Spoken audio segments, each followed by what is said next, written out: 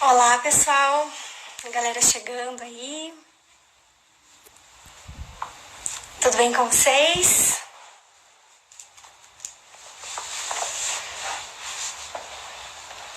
Olá, Jussara, Cauana. Que bom ver gente conhecida. Gleice.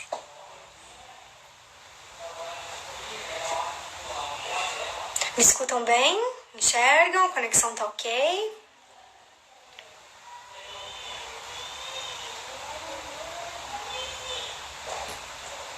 Beleza.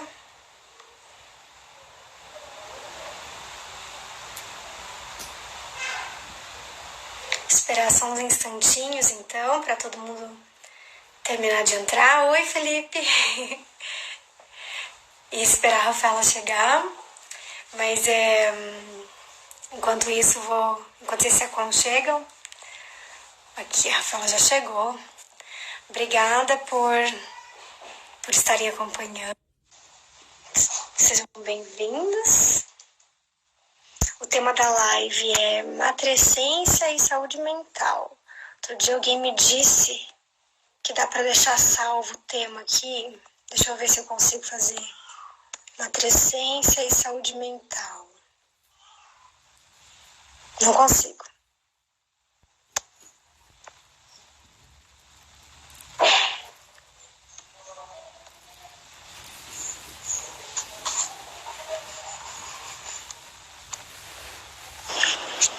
Ei!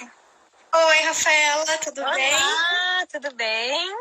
Tudo certo. Estou muito feliz de estar aqui conversando contigo, Ana. Sou muito fã do seu trabalho, já te falei e repito. Ai, que absurdo escutar isso. Mas é verdade, né? Eu acho que todo mundo que está aqui concorda comigo.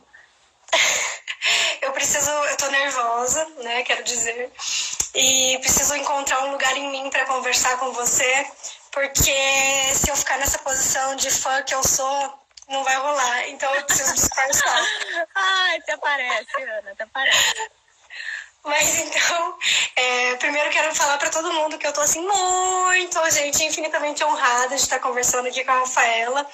Feliz da vida que vocês estão aqui junto, acompanhando esse papo, porque, enfim, eu tenho uma relação com a escrita da Rafaela, que é muito emocionada, muito afetiva, né? Eu escrevi para você outro dia que foi muito importante ler seus textos, né? Dos 60 Dias de Neblina, especialmente, no meu puerpério, né? Que foi quando eu conheci seu trabalho, tudo. Sei que existe há bem mais tempo do que eu conheço, e aí eu comecei a acompanhar tudo, e, enfim, então acho que eu tenho uma grande admiração pelo teu trabalho com a escrita, e estou muito honrada de estar tendo esse espaço de conversa com você. Seja muito bem-vinda. Obrigada, Ana. E eu só quero explicar para o seu público, porque o meu já está até acostumado, que eu faço live só de dentro do carro. Eu tenho 4 filhos, sendo que 3 são pequenininhos, e nós estamos aqui fazendo o confinamento. Então, fazer uma live com as crianças em casa não seria uma experiência muito tranquila para os nossos leitores. Então, eu faço dentro do carro. Tá ótimo. Tá. Bom, acho que a Rafaela, todo mundo sabe quem é, mas eu vou dizer, né, a apresentaçãozinha básica na qual você se reconhece, mãe de 4, né, como você já colocou, então. Tem 7 livros publicados, Rafaela? Sim, 7, e coordeno uma editora, né, então eu tô agora publicando livros de outras mulheres, assim, incríveis. Que se chama Matrescência, né? Exato, e o nome da editora é justamente Editora Matrescência, que é o nosso tema de hoje. Sim, e eu não conhecia essa palavra até ler isso, né, no seu texto, e aí quando eu comecei a falar fazer esse espaço dessas lives, né, agora, né, nessa quarentena, fiquei pensando, vai que, né, vou convidar, né, tudo bem, eu sei levar não, né, e aí convidei e ela topou na hora. Então, Queria começar jogando isso para você, propondo para que você fale um pouquinho sobre essa palavra que tem um lugar importante, né, para quem a descobre. Então, com certeza. Então, para explicar melhor o que é matrescência, eu queria falar um pouco de outras duas palavras que são as mais usadas, né, pela população em geral, e eram as palavras que eu também usava até pouco tempo atrás. Então, assim, vamos começar com puerpério. O que é puerpério? Então, se a gente pegar o dicionário ou perguntar para um médico, enfim, qual é a definição de puerpério? Então, puerpério é o período de 45 a 60 dias após o parto, em que as mudanças causadas pela gravidez deveriam ser restituídas ao normal, né, ao estado não grávido. Então, seria o corpo, a parte fisiológica, biológica do corpo da mulher, voltar ao que era antes da gestação. Se você pergunta para uma pessoa mais antiga, assim, para minha avó, bisavó, enfim, elas até falam que matrescência é o período... Matrescência não, puerpério é o período do sangramento, né? O tempo que a mulher está sangrando depois do parto. Então, resguardo. Essa seria de resguardo, seria meio que a definição de puerpério. Paralelamente a isso, a gente tem o termo baby blues, que também é muito usado, né? Principalmente aqui nos Estados Unidos, mas eu sei que no Brasil também, que se refere à melancolia, né? Esse sentimento de melancolia que as mulheres geralmente sentem após o parto. E alguém tá falando do áudio aqui. Peraí, o áudio tá dando eco. Será que é o meu? Para mim, eu te escuto bem. Então, agora não sei se é o meu. Deve ser o teu que deve estar dando eco, Ana, não sei. Então, pode ser que seja... esperar o pessoal sinalizar se é o meu, senão eu confundo. Então, assim, o baby blues, o que é? Ele é essa melancolia causada, a ideia justificativa dessa melancolia são os hormônios, que a gente realmente sabe que tem uma mudança hormonal drástica, né? No final da gestação, durante a gestação toda. E uma queda brutal após o parto. Então, por exemplo, no final da gestação, os níveis de cortisol de uma mulher, que é o hormônio considerado o hormônio do estresse, está assim 3 vezes acima da linha de base. Se a gente pega assim estrogênio no final da gestação, mesma coisa, 30 vezes acima da linha de base, progesterona 10 vezes. E daí, de repente, o bebê nasce, a placenta nasce também. Uhum. E com o nascimento da placenta, tem também essa queda drástica dos hormônios, né? E a mulher, claro, sente isso como o Baby Blues diz, com uma sensação de melancolia. Então, essas são as definições do que nós já temos aqui hoje em dia. A matrescência, é muito maravilhosa essa palavra, por quê? Porque ao contrário do puerpério e do Baby Blues, a matrescência entende que essa confusão de sentimentos que a maioria das mulheres sentem depois do parto, não é apenas questões biológicas. Que a matrescência, ela engloba mudanças que são biopsicossociais na vida de uma mulher. Em algumas culturas, inclusive mudanças espirituais, né? Dependendo da crença da mulher, da cultura, enfim. Então, não é apenas a parte biológica. Mesmo que os hormônios voltem ao normal, ainda é possível a mulher estar sentindo essa confusão de sentimentos, de emoções, enfim, né? Porque é uma mudança biopsicossocial na vida de alguém. Então, a matrescência, a gente fala muito que é essa perda, de uma certa forma, da identidade que foi construída ao longo da vida. Então, quem eu sou, né, antes desse bebê nascer, agora com esse bebê eu tenho, de certa forma, é um papel novo. Então, a mulher tem que de certa forma, se redescobrir. É isso que a matrescência diz. Que fica essa... E é muito curioso que tem uma psicóloga que trabalha muito esse termo matrescência. O nome dela é Alexandra Sachs. E ela descreve a matrescência como um cabo de guerra. E eu acho essa descrição assim fantástica. Que de um lado você é puxada pelo hormônio da ocitocina, que é o hormônio do amor, que quando um bebê nasce e a mãe pega esse bebê no colo, cheira esse bebê, amamenta, isso tudo causa um pico de ocitocina cada vez que isso acontece. Então, a ocitocina, na verdade, é um mecanismo até de sobrevivência da nossa espécie. Porque se a mãe não está encantada com aquele bebê, se ela não está cuidando daquele bebê, né, como que o bebê vai sobreviver? Já que o bebezinho humano nasce assim tão indefeso, né? Não consegue sobreviver sozinho. Então, a ocitocina puxa a atenção da mãe para aquela criança, para aquele bebê. Olha, é nisso aqui que você tem que focar agora. Só que do outro lado, a mãe também é puxada para a identidade dela. Quem é essa mãe, o que ela... Por exemplo, nos últimos 15 anos da sua vida, você acordava de manhã e, sei lá, você tomava banho, tomava café da manhã. E assim, do dia para a noite, tudo mudou. Agora você acorda de manhã, você vai amamentar, tem um bebê chorando, chega meio-dia, você nem escovou o dente. E isso tudo faz parte da sua identidade, né? O que você faz, como você se veste, até a questão das roupas. Quando nasce um bebê, a mulher demora muito tempo. Algumas nunca voltam a servir, né, nas próprias roupas, o que também está tudo bem.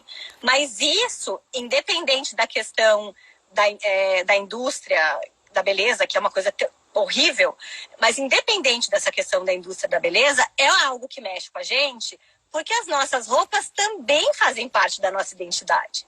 Então, tudo aquilo que a gente construiu uma vida inteira, de repente desmorona. E a gente fica nessa briga. Eu quero voltar à minha segurança, né? A minha base de quem eu sou. Só que do outro lado, eu estou sendo puxada para atenção naquele bebê. E é isso que a matrescência fala, que essa é a sensação. E que não dura 45 a 60 dias, como o puerpério diz, né? Pode durar anos. Então, essa mais ou menos é a definição de matrescência, Ana. Eu acho interessante e importante isso que você destaca em relação à matrescência, com relação à perda de quem se era, né?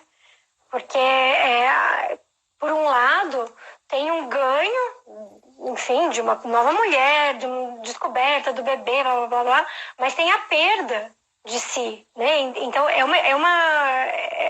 uma experiência de um tempo de perda de si que convoca, né, uma elaboração de alguma coisa que ainda está por vir, né? Então também acho essa palavra muito interessante porque ela aponta para um estado que não é assim, né? Que nem quando a gente pensa na adolescência, né? Que não é, a adolescência não é o mesmo que a puberdade também, né? Então, que é um estado de desenvolvimento emocional de uma outra coisa que vai virar ali. Algumas pessoas nunca saem da adolescência também, né? Então, a matrescência também vai apontar para isso, que é para além desse tempo cronológico, então, e que vai estar muito no campo do que cada uma vai poder construir, né? Exatamente. Então, assim, eu vejo a matrescência, e uma vez eu até escrevi sobre isso e acabei não publicando porque eu sabia que poderia causar, assim, um problema de interpretação. Mas eu vejo a matrescência como o espaço do meio. Então, assim, de um lado tá quem eu já não sou mais, eu não consigo me ver ali. E na outra ponta tá quem eu vou ser. Então, é esse espaço do meio, e algumas pessoas, ao escutarem isso, o perigoso é que elas desconsiderem a importância, né? Porque a nossa sociedade tem muito, assim, o antes e depois, aquela coisa de foto de emagrecimento. Antes e depois. Então, acabam que as pessoas negligenciam o durante. Ninguém quer enxergar o durante. O durante é importantíssimo. O durante é onde tudo acontece. E a matrescência é esse durante. Então, a mãe está, assim, naquela situação hormonal, que é real. Além disso, ela está lidando com essa perda do eu. Então, ela está numa situação incrível de vulnerabilidade e ela está tendo que cuidar pela vida de um ser humano também num estado de vulnerabilidade, que é um bebê. Então, você está ali super vulnerável, responsável por um ser mais vulnerável ainda. Então, assim, se você para pensar no que uma mulher passa no primeiro ano de vida de um bebê, gente do céu, são mudanças em todos os aspectos. Achar que é 45 a 60 dias é de uma loucura. De uma ingenuidade, né? De uma ingenuidade. E eu fico pensando, quando que a ciência vai se atualizar nessa definição?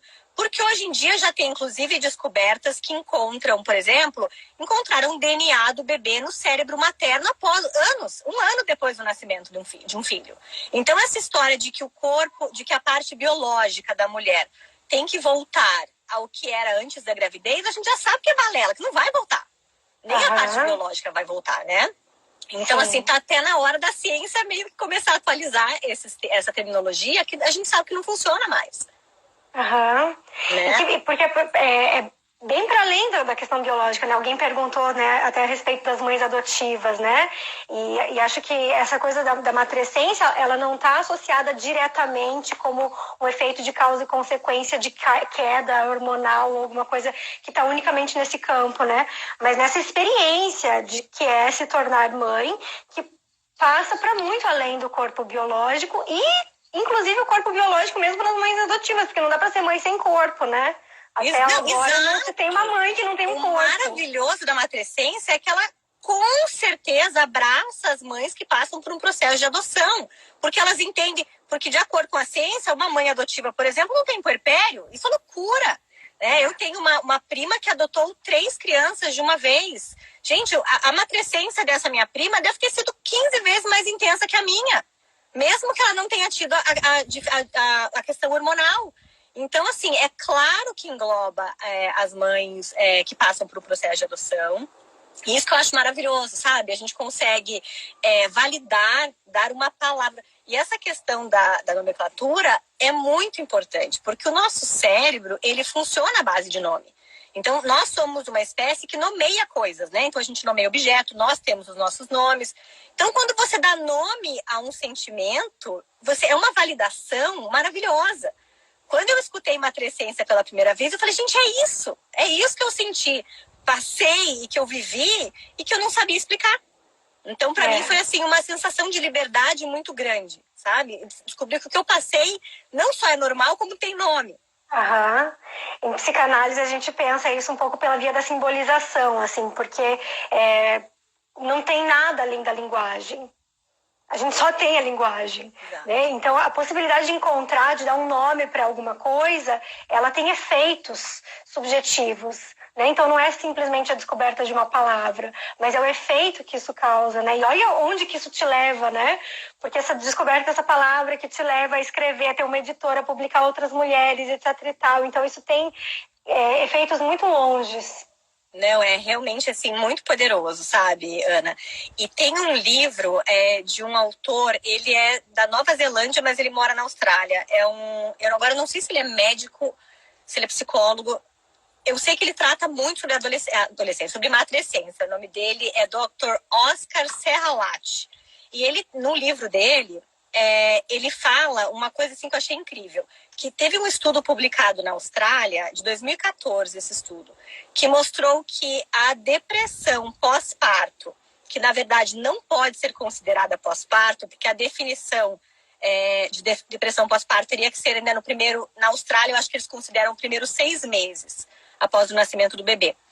Nesse estudo, pegaram várias mães e acompanharam durante os primeiros 7 anos de vida de um filho, descobriram que o índice de depressão é mais frequente quando a criança está com 4 anos. E não pode ser chamado de depressão pós-parto porque não se enquadra. E assim, e para mim, daí tem várias teorias, né, que tentam explicar por que 4 anos. E daí uma das teorias, Ana, tem tudo a ver com o teu trabalho, que eu achei assim incrível trazer isso para a discussão. Uma das teorias é que quando nasce esse bebê, se a mãe não consegue fazer esse processo de matrescência de uma forma respeitosa com ela mesma, uma tendência que a gente tem é pegar essa identidade de mãe, né? Agora eu sou uma mãe, e usar essa identidade para cobrir tudo aquilo que nos incomodava até antes. Então, assim, todos os nossos, digamos, buracos, a gente vai cobrir. Então, por exemplo, se eu tenho questões da minha autoestima, eu não preciso mais olhar para isso, porque agora eu sou mãe. Se maravilhoso eu tenho questões de relacionamento, eu não preciso mais lidar com isso. Vamos colocar para lá, porque agora eu sou mãe. Daí o que acontece? Quando essa criança faz 4 anos, não é mais aquele bebê que precisa dessa mãe o tempo todo. E essa é a teoria, que daí é quando o negócio aperta, que daí que essa depressão pós-parto tem chance de se mostrar. Porque até então o mãe estava cobrindo tudo isso. Estava recobrindo. Maravilhoso isso que você está falando. E com 4 anos muito a criança já está indo para a escolinha. Com 4 anos a criança já consegue fazer muitas atividades sozinha. Então, essa mãe acaba pensando, e agora? Para onde que eu me encaixo, né? Uhum. E acho que isso é um bom sinal, né, quando acontece, porque às vezes não acontece isso, e isso se estende e se posterga numa relação enclausurante para a mãe e para o filho, né? Que já tem, sei lá, quantas décadas, muitas vezes, e ainda tem uma função psíquica para aquela mãe, como se fosse um bebê, e aí isso já está muito mais perturbado depois de muito tempo, né? Não, eu leio, assim, quando você escreve sobre isso, eu penso, gente, o mundo tem que ter acesso a esse conteúdo, porque isso é tão complicado para a mãe, mas também para os filhos, né? Então, assim, e a gente está agora vivendo, a nossa geração, a gente está tentando muito resgatar aquilo que a geração dos nossos pais não tiveram, por N motivos, né? Questões culturais, enfim, do tempo deles, essa conexão mais intensa com os filhos. Então, a nossa geração está tentando resgatar isso, que eu acho maravilhoso. Mas, ao mesmo tempo, tem essa linha tênue que separa o que é saudável para mãe e filho e o que está sendo sufocante, né? O que está sendo usado para tapar esses buracos. Que aí cai no extremo oposto, que é a mesma coisa, né? Num lado avesso. E eu acho que outra coisa que tem em relação a essa nossa geração é que a gente não tem mais, em geral, tantos filhos. Né? Então parece que tem uma coisa assim, tem um filho só, vai ser o único filho, então vou ter que viver tudo que eu tenho que viver com esse, porque, né, não vai ter outro, ou tem dois, e aí tem essa super informação, esse excesso de conteúdo, tudo, e que a gente vê que é diferente, né? Tem uma outra pegada já quando alguém que tem 4 filhos dessa geração consegue escrever e dizer algumas coisas do tipo, gente, a criança vai sobreviver a você. Cuida de você para que essa criança possa sobreviver a você. Exatamente. E como é importante, né, Ana, os filhos não terem que carregar também esse fardo. Porque tem 2 tipos de fardo. Ou desse abandono que muitas pessoas da nossa geração sentem, que faltou conexão com os pais. Mas esse fardo também, que em busca de uma conexão que sufoca, gente, isso os nossos filhos não merecem, né? Eles não merecem carregar o peso da nossa infelicidade. Então, é uma língua bem tênue que separa. Então, a gente tem que achar esse novo equilíbrio. Sim. E tem uma outra coisa que acho que faz ponte no teu trabalho com o meu, que é um pouco assim o que o Freud propõe sobre a teoria da feminilidade. Porque ele tem um dos textos mais importantes do Freud a respeito disso, ele coloca a feminilidade normal como uma saída pela maternidade. Então, assim, se tudo funciona bem, lembrando que Freud escreveu isso em 1931, né? Então, se tudo funciona bem, essa menina encontra essa maturação, né, da sua feminilidade no desejo de ter um filho, etc e tal. E depois, né, existem outros analistas que, né, como muito especialmente Lacan, que vão apontar que não é disso que se trata a coisa, mas isso tem efeito na nossa fantasia, né? Acho que a construção da feminilidade não é sem isso, sem ter que se haver com a possibilidade de gerar um filho. Não quer dizer que você vai ter filho, né? Mas, assim, pensar que quer ter filho ou pensar que não quer ter filho passa pela relação que se tem com a ideia de maternidade, com a ideia que se teve da mãe, com a ideia da mãe enquanto uma mulher. Será que minha mãe, enquanto mulher, teria sido mais mulher se não tivesse sido mãe? Então, essas coisas em relação às fantasias que a gente tem do que é uma mulher, etc e tal, acho que isso tem efeitos, muitas vezes, muito rígidos nas fantasias de muitas mulheres que colocam muita coisa na conta da maternidade, como se a maternidade pudesse, de fato, responder a tanto da sua vida, né? E aí, na melhor das hipóteses, não responde, né? Sim, várias, né, Ana? Até assim, eu fico vendo assim, muita frustração em volta de parto, em volta de amamentação. Eu acho que um pouco dessa frustração, claro que é natural. Eu já me frustrei por um parto que eu desejei e que de um dos meus filhos eu não tive, que eu sinto que, de certa forma, fui sabotada. Então, assim, eu conheço esse sentimento de frustração e eu acho extremamente válido. Mas quando essa questão de frustração passa a ser uma dor assim tão intensa e tão presente, que eu vejo isso em muitas mulheres, eu acho que é um sinal de alerta. Eu recebo, Ana, por exemplo, e eu recebi assim antes da nossa live, um pouquinho mais cedo hoje, uma mãe veio falar comigo, falando assim, Rafa, eu preciso fazer o desmame do meu filho. Meu filho tem 1 ano, acho que era 1 ano e 9 ou 1 ano e 7. 1 ano e 9 meses, por questões de saúde, ela não entrou em detalhes, mas ela falou, eu preciso fazer o desmame, e eu estou sofrendo. Rafa, eu estou sofrendo há meses porque eu preciso fazer esse desmame e não consigo porque eu estou me sentindo a pior mãe do mundo. E daí eu fico olhando para essa mulher, e assim como para várias outras mulheres, eu fico pensando em que momento uma mulher que amamentou por 1 ano e 9 meses, gente, é uma alegria você amamentar por 1 ano e 9 meses. Eu bato palma para quem amamenta por 1 ano e 9 meses. Eu nunca amamentei por 1 ano e 9 meses. Então, assim, que momento que uma coisa que é para ser celebrada passa a ser uma dor, sabe? É claro que o desmame tem um processo sofrido e tal, mas essa dor que ela estava me relatando não era dessa perda de conexão, era assim de consciência pesada porque não chegou ao sonhado 2 anos. Então, assim, eu acho que quando começa a ficar muito intenso, que é assim uma dor que a pessoa, né, sofre demais em volta daquilo, é um sinal de alerta.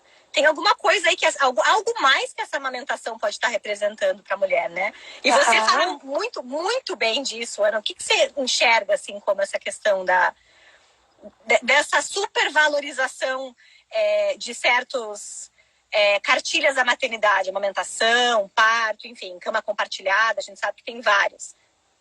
Me parece que isso, assim, é mais do mesmo, no sentido dessas questões da feminilidade, né? O Freud vai apontar isso, que a mãe é uma resposta possível para essa pergunta do que é ser uma mulher.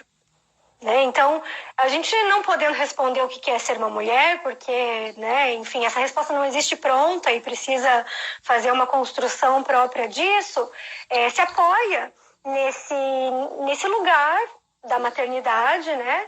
E aí é muito interessante porque para o Freud a mãe é uma posição fálica, então ela tem uma relação com o falo, né? E aí existem essas disputas que são disputas fálicas. Você amamentou por 1 ano e 9, eu amamentei por 2 anos e meio. Nossa, eu amamentei por 5. Nossa, meu filho mama até hoje, já está na faculdade.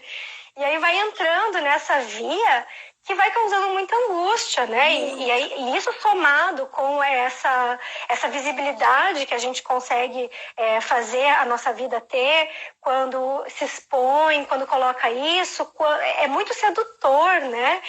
Não ocupar esse lugar como um lugar de assim é o certo.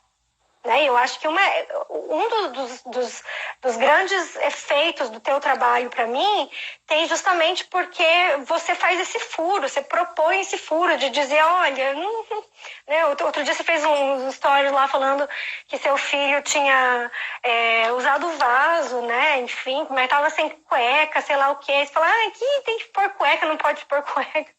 Nem tô sabendo disso, né? Não sei, gente, se pode, se não pode, sei que foi assim, né? Que tira um pouco desse enrijecimento dessa cartilha fálica da mãe, CDF, nerd, que é maravilhosa porque ela segue à risca determinada cartilha, e vai colocar num outro lugar que também não é um lugar que eu acho muito perigoso, o lugar do instinto materno. Né, de colocar como se você sabe porque você é a mãe, então você sabe porque isso está dentro do seu coração e você sabe, porque não sabe, a maior das coisas a gente não sabe, vai vendo, tem que ver. Eu não sei até hoje, eu tive 4 filhos e olha, se eu tô fazendo certo ou não, a gente vai descobrir lá pra frente, gente. Isso a gente vai descobrir, né, porque tem tantas variáveis que não dá pra jamais imaginar que foi o trabalho da mãe e do pai que foi responsável ou não responsável, né, pelo que a gente vai ver lá na frente. Sim, e aí muitas vezes se diz assim, né? Alguma coisa que eu fiz deu certo, porque olha só, tá aí, tarari, tarará, em alguma coisa eu acertei. Mas para poder acertar em alguma coisa, tem que poder sustentar o lugar de poder errar várias outras coisas. Nossa, né? Isso assim, meu Deus, Ana, que frase! É exatamente isso. E aí acho que isso tá muito difícil, assim, poder suportar esse lugar que é um lugar de falta, de que não sei se é assim, vamos ver depois, né? Pagar para ver. Ana, com certeza. O duro desse pagar para ver é que agora tem uma palavra agora que jogaram nessa mistura, em toda essa mistura, como se já não fosse complicado o suficiente, pegaram a palavra trauma e jogaram ali no meio. Então, assim, se você desfralda o seu filho de maneira X, você vai traumatizá-lo. Gente, quando eu escuto essa palavra trauma, vai me dando arrepio na espinha. E agora jogaram essa palavra ali no meio. E a gente escuta mães assim o tempo inteiro falando, não, mas eu não posso fazer isso porque eu vou traumatizar o meu filho. E eu acho que essas pessoas que estão usando esse vocabulário não têm ideia de qual é a definição de trauma, né? Que acham que o trauma depende da gente, quando na verdade tem muito mais a ver com o que a pessoa que está recebendo aquela ação vai internalizar, interpretar aquilo, não é, Ana? Sim, claro, né? O que é traumático para um pode não fazer nem cócega para outro, né? Volta e meia, né? A gente escuta. A minha filha ainda é pequena, né? Mas sempre escuto as pessoas falarem que, sei lá quanto tempo depois descobriu que fez uma coisa nada a ver, que nem marcou e que pro filho foi traumático. Ai, meu Deus, fica fixado naquele troço que a mãe nem sabe se fez ou se nem fez. E ele que criou essa memória na cabeça dele. Ana, exato. Eu vou te falar que esses tempos mesmo eu estava lendo um estudo falando de que algumas das nossas memórias de infância nunca aconteceram. E eu fiquei assim, que várias das nossas memórias de infância são fantasias. A gente não pode confiar nem na nossa cabeça.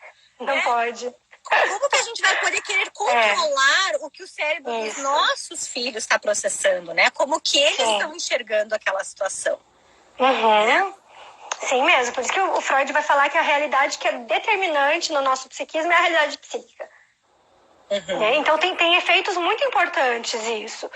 Mas assim, eu vou dizer uma coisa que abre margem para interpretações equivocadas. E vou tentar falar e explicar um pouco.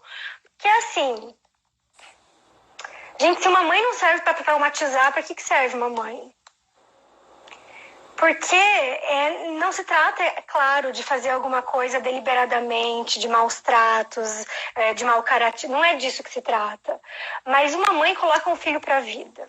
E não existe um ser vivo que não caminhe para a morte de algum jeito.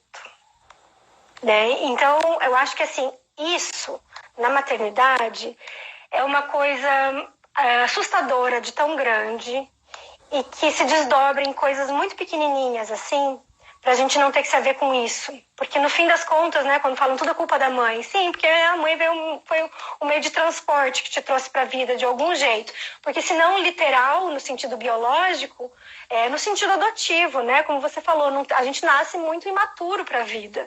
O bebê nasce, se fala tanto de esterogestação justamente por causa disso, né? O bebê humano não nasce pronto para a vida. Precisa ter alguém que aposte ali, que aquela pessoa dá conta de alguma coisa. E então assim, a função materna está sempre ligada muito em apostar que ele dá conta, apostar que ele pode falar, apostar que ele pode pedir, apostar que ele pode suportar a falta dela, apostar que ele pode inventar uma coisa mais legal para fazer do que ficar com ela. Acho que tem trauma aí na raiz disso. Também faz parte de dar chance para essa criança se desenvolver, né? E mostrar quem ela é também, né? E construir essa identidade dela separado da mãe, né? E que vai acontecer, é um processo que vai acontecendo aos poucos. Então, sim, eu acho que a mãe tem que dar esse voto de confiança, esse voto de amor, né, pelo filho. Como é importante isso. Outro termo que a gente escuta bastante hoje em dia, Ana, e que a gente podia falar um pouco, pega-se a teoria do apego, né? E falam da teoria do apego e tudo vira um abandono. Então, assim, então a criança não pode, se a mãe demora 5 minutos para atender aquela criança que está chorando, não pode, porque não vai ter o apego seguro. As pessoas confundem muito essa questão da teoria do apego e da criação com apego, que são coisas completamente diferentes. E também, mais uma coisa que misturaram nesse meio, nessa confusão toda que a gente já vive e que causa, assim, muitas má interpretações. Então, a mãe, e sempre quem sofre é a mãe, né, gente? Incrível. Quando você fala, olha, não pode desfraudar seu filho porque você vai traumatizar, você não pode fazer isso porque não vai ter essa conexão com o apego. Gente, como que as mães vão viver com esse script já escrito, né? Aonde que tá essa construção da relação que é única? Que só é possível daquela mãe com aquele filho, se a gente vai ter um script aí que vai ter que funcionar em tudo quanto é casa. Sim. Sim, e isso tem muita relação também com um outro dito que se propaga por aí, que é eu amo meu filho, mas eu odeio ser mãe. Essa aí também, essa frase eu escuto bastante. Acho bem complicado de pensar assim, o que é uma mãe, então, né? Se não é justamente alguém que ama o filho. É claro, acho que tem muito mais coisas para se retirar daí, uma questão de amor e de ódio que dá para pensar, várias consequências mais complicadas. Mas o que eu vejo é que isso repetido de um modo mais superficial se relaciona justamente a esse óbvio cansaço que uma mulher sente, porque os cuidados são muito intensos e que se ela fica fixada no que é ser uma mãe, em seguir a cartilha do doutor tal, em seguir, né, a blogueira fulana de tal, que diz que é assim, que se não traumatiza, o amor pelo filho fica em segundo plano. E acho que ser mãe tem muito mais relação com o que você aprende com aquilo que teu filho te demanda, né? Com certeza, não. Eu conhecer essa criança, né? Você vai conhecer quem é o seu filho. Você não vai amar o filho da cartilha, a gente tem que aprender e construir esse amor pelo filho que tá ali, né? Na nossa frente, que é nosso. Não aquele da cartilha que se comporta como é o esperado, né? E essa questão do eu amo ser mãe, amo meu filho, mas odeio ser mãe, tem a ver também com a banalização, né? Da exaustão. Então, assim, normalizaram a exaustão materna. Então, para você ser uma boa mãe, que é justamente para você preencher a cartilha da criação com apego, e para você não causar traumas, e daí começa, né? Você tem que estar exausta. Então, se você não está exausta, é porque você não é uma boa mãe. Até essa eu já escutei. Então, assim, quando você normaliza o sofrimento materno, é claro que surgem frases sem sentido como essa: eu amo meu filho, mas odeio ser mãe. Porque para essas pessoas, o ser mãe representa estar sempre exausta. E aí eu acho bem complicado porque faz o ser mãe existir como uma entidade. Então, ser mãe é isso. E se fosse isso, a matrescência, por exemplo, ia ser vivida uma vez na vida. Você teve uma matrescência com o primeiro filho, agora você é mãe. Bem-vinda ao mundo das mães. Agora, quando vierem, você tá lá de boa aplicando a cartilha. Fácil, exato, tranquilamente, e que é um perrengue para as mães de segunda, terceiras viagens, muitas vezes, que tem essa fantasia de achar que agora eu já sei, e aí fala, eu desaprendi o que aconteceu. Com certeza, eu falo que a matrescência da minha terceira, que foi a minha terceira filha, foi a mais intensa para mim, porque me redescobrir como a mãe que agora tem 3 crianças para cuidar foi, assim, de um desafio enorme. Então, assim, e as relações familiares também mudam. E o que eu acho que isso também faz parte do papel da mãe, né, da matrescência. Então, agora eu não tenho só a minha interação com esse bebê. Eu tenho a minha interação com todos os meus filhos e eu tenho as interações entre eles, né, de irmãos, que, de certa forma, a mãe está 100% envolvida ali, né? Então, no começo, principalmente, é a mãe que faz a mediação entre essa conexão irmãos e o pequenininho que nasceu. Então, tudo acaba vindo para a mãe, e claro, né, gente? A gente está falando aqui de matrescência, mas óbvio que tem a questão do pai, que teria que estar fazendo o papel de pai, que não faz favor, que participa, né? Que é o papel dele, que não está ajudando, não está fazendo favor, está participando. Não é rede de apoio. Pai não é rede de apoio, gente. Pai tem que fazer o papel de pai. Mas, de qualquer forma, mesmo com um pai fazendo o papel dele, que é o que eu tive na minha casa, graças a Deus, esse pai mesmo, é super intenso, né? Porque, querendo ou não, é a mãe que tá amamentando, é a mãe que tá com esses hormônios da ocitocina a 1000 e tá lidando com toda essa relação entre os irmãos de uma forma diferente do que o pai lida. Então, sim, cada um faz o seu papel, mas eu acredito que o período de matrescência é muito mais intenso para a mãe, mesmo com o pai participativo. Sim. E parece que às vezes essas cartilhas elas vão excluindo, né, o pai, porque tudo tem que ser a mãe, tudo tem que ser a mãe, tudo tem que ser a mãe. e aí não pode compartilhar, e aí, né, não pode desmamar, não pode fazer várias coisas, porque a mãe tem que ficar ali no centro disso, né, nesse lugar devastado, e aí tem as amiguinhas para compartilhar, então, que estamos devastadas juntas, é isso aí a vida, e vamos esperar até quando a criança consegue me libertar disso. Mas aí muitas vezes a criança liberta e aí aprisiona, né? Exato. E quando a criança... E eu fico pensando também nessas muitas crianças que não conseguem se libertar. Eu conheço, né, pessoalmente, pessoas que não conseguiram se libertar dos pais e que sofrem... Dos pais não, geralmente é da mãe, né? Muito dificilmente você vai ver alguém que não se liberta do pai. Então a gente vê aí homens e mulheres que não conseguiram cortar o cordão, gente. Né? Então, assim, isso entre homem e mãe, eu vejo muito. O homem que tá ali na barra da saia da mãe que não consegue, e atrapalha, interfere em relacionamento amoroso, e não sai, aquela ligação não vai, e nem mãe nem filho conseguem cortar, e já estão aí, às vezes, o homem com seus 40 anos e tá ali com aquela ligação com a mãe, né? Sim. E nesse ponto, né, entra aí esse campo da sexualidade mesmo, né, da mulher, que não está relacionada nem necessariamente a um homem ou uma mulher, sei lá, mas tem que ter alguma coisa na vida de uma mulher que não esteja satisfeita simplesmente com o campo da maternidade, porque a satisfação da maternidade, ela é muito intensa, ela é muito grande, ela é muito sedutora. Precisa ter alguma coisa tão potente na vida para que possa fazer com que ela possa consentir com essa entrada desse pai, né? E aí pensando aí psicanaliticamente, não necessariamente como pai em si, mas como alguém que faça a função paterna, de poder ajudar nesse corte desse cordão umbilical, porque é uma ingenuidade a gente achar que uma mulher faz uma criança nascer no parto. Não, sim, exato. E uma mãe, né? E uma mãe também. Agora você vai bebê. Parabéns, agora você é a mãe. E um pai também, né? Sim, toda a estrutura familiar. Então, é um processo e que, como todo processo, tem vários tombos no caminho, muita frustração e muitas alegrias, né?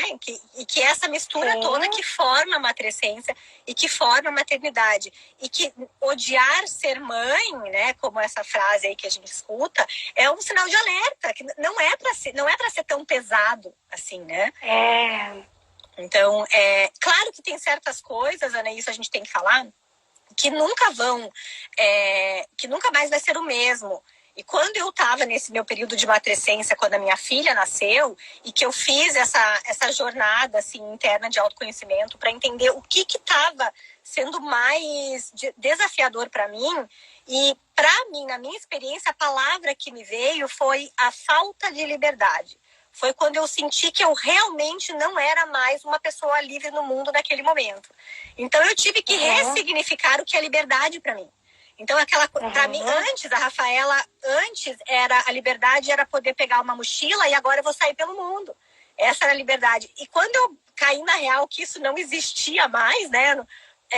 Afinal, eu tenho 3 pessoas que dependem de mim e que eu amo loucamente, eu poderia ou me afundar nesse sofrimento, ai meu Deus, nunca mais serei livre, ou eu posso ressignificar o que é essa liberdade, o que eu entendo como essa liberdade.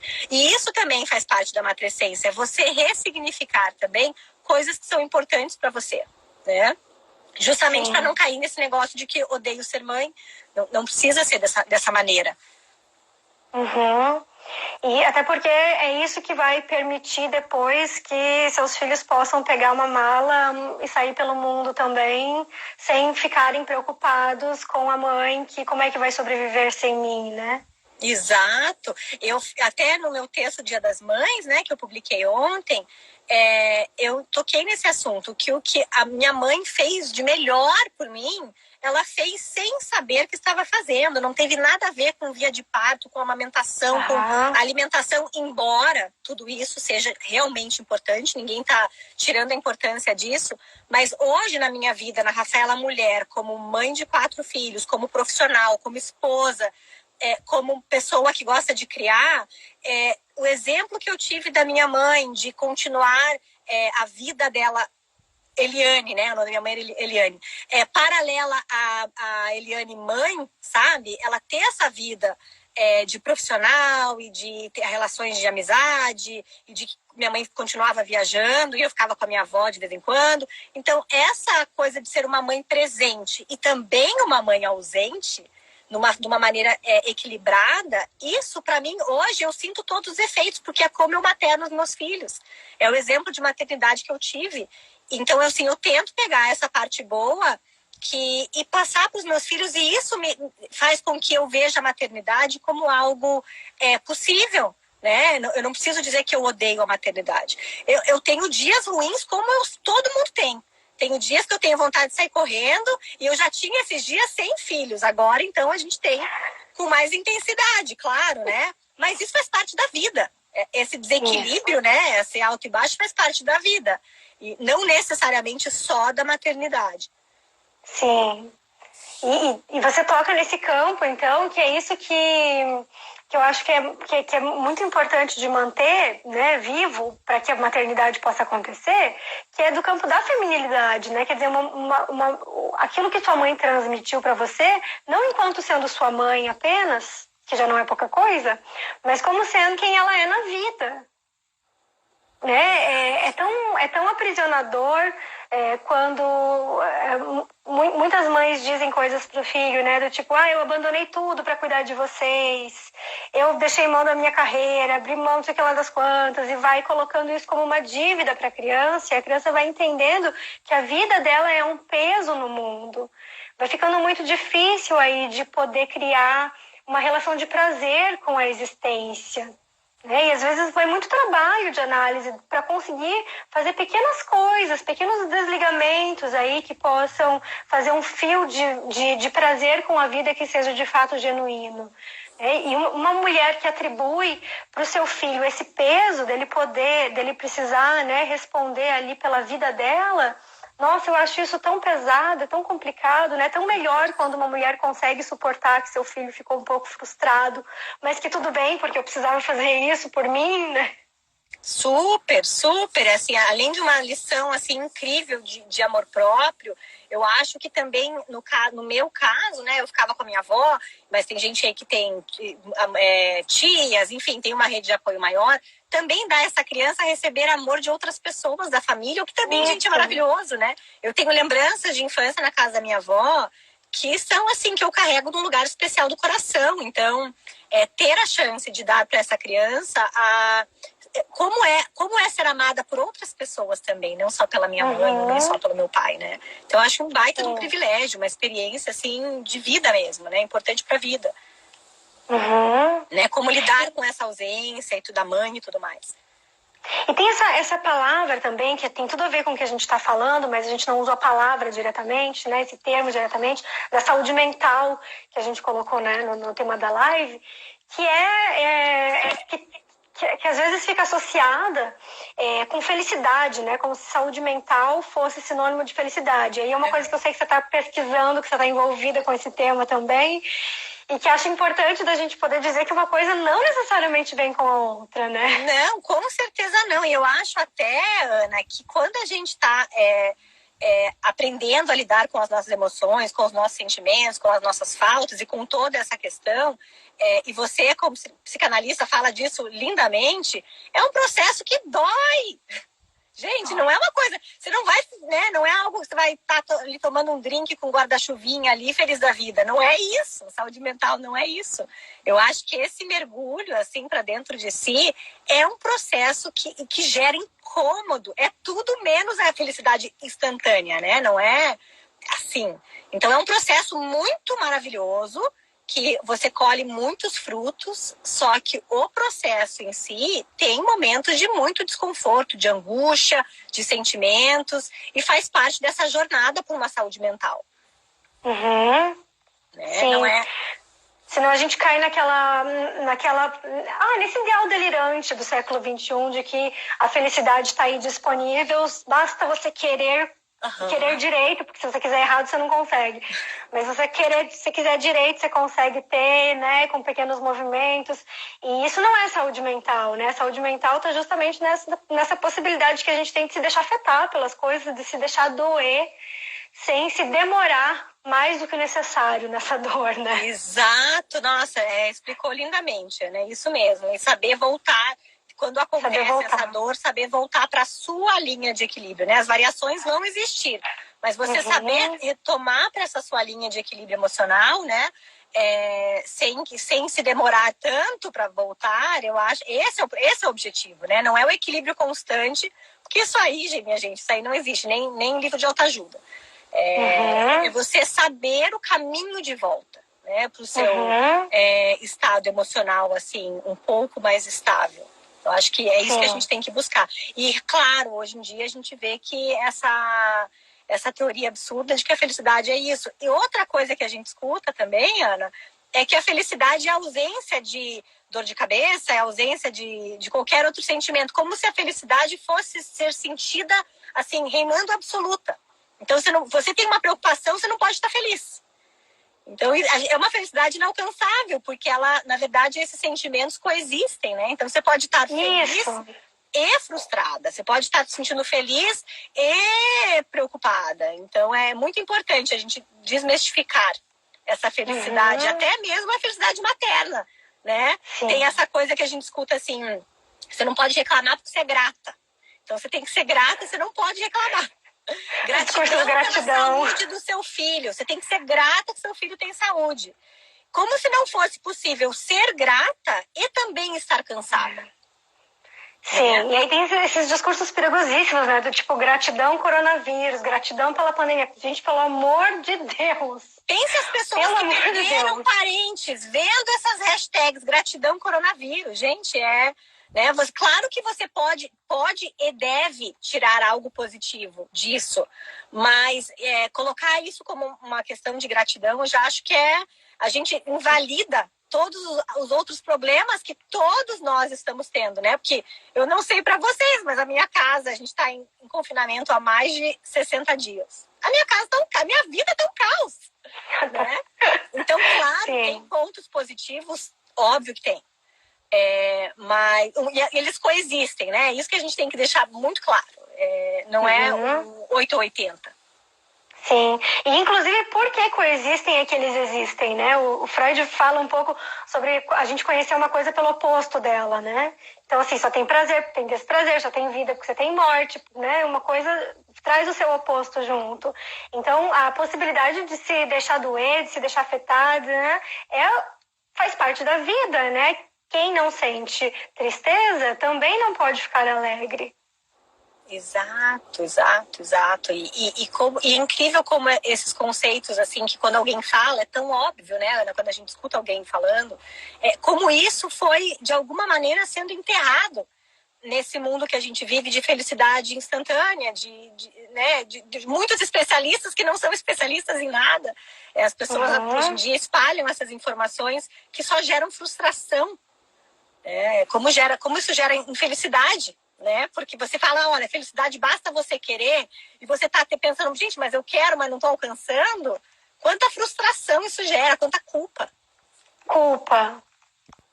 Né? Porque aí parece que, porque eu não tô querendo direito, porque se eu fizesse nananã. E aí, no campo dessa maternidade, nos dias de hoje, com tanta imagem, fica, olha lá, tá todo mundo se divertindo, os filhos estão maravilhosos, comendo, indo pra escola, felizes, passando em Harvard, de todo mundo, menos o meu, o que eu fiz. Porque eu acho que é isso, né? Essa relação que uma mãe faz com o filho. O bom filho dá notícias da boa mãe que ela é, a boa mãe dá notícias do bom filho que ela tem, e é difícil colocar uma quebra nesse ideal de que o filho da realidade não é o filho ideal, de que a mãe ideal também deixou de existir assim que o filho começou a ser acolhido, porque aí acho que a gente volta ali para aquele ponto onde a gente partiu desse assunto da matrescência, da perda de alguma coisa. A gente sempre tem que perder alguma coisa para poder ganhar outra. Com certeza. E essa perda, algumas pessoas chamam até de luto, né?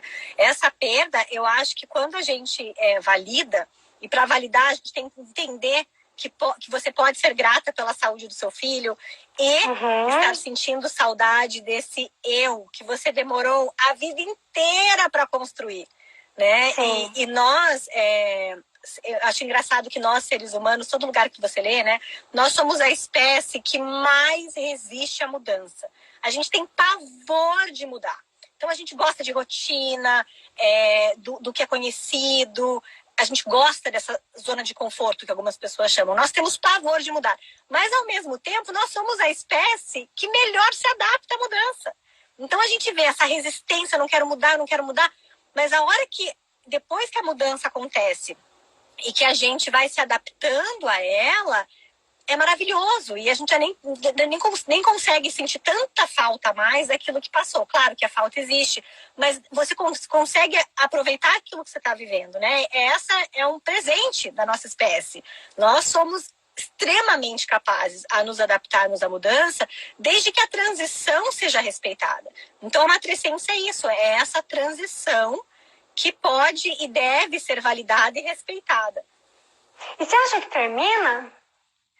Não, eu não acho que termina. Eu acho que porque cada fase que um filho entra, né, Ana? Então, assim, agora eu sou mãe de 3 pequenininhos e eu tenho um adolescente. E a mãe que eu sou para o meu adolescente não é a mesma mãe que eu sou para o meu pequenininho. Então, é sempre esse processo de adaptação. É isso que é engraçado, não tem data para acabar. E a mãe do adolescente faz ressignificar a mãe do pequenininho, porque a mãe do pequenininho já não é mais a mesma, já é a outra, né?